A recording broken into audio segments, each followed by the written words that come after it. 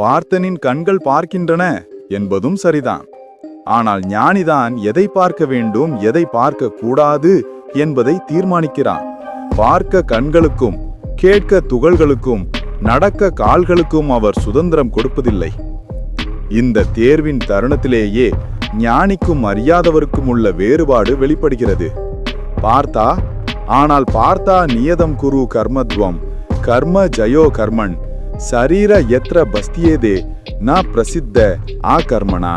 புலன்களின் வழியில் வருபவர் அவற்றை வலுக்கட்டாயமாக தடுத்து அவற்றை அடக்கி உலக இன்பங்களை பற்றி சிந்திப்பவர் ஒரு யோகி அல்ல, அவர் ஒரு ஞானி அல்ல, அவர் ஒரு பொய்யர்.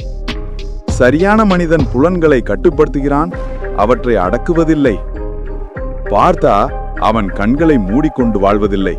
எனவே தனது புலன்களை கட்டுப்படுத்துபவன் தனது உணர்வை கட்டுப்படுத்துவதன் மூலம் அவற்றை செயல்களை நோக்கி வழிநடத்துபவன், செயல்களின் திசையை காண்பிப்பவன் சிறந்தவன்.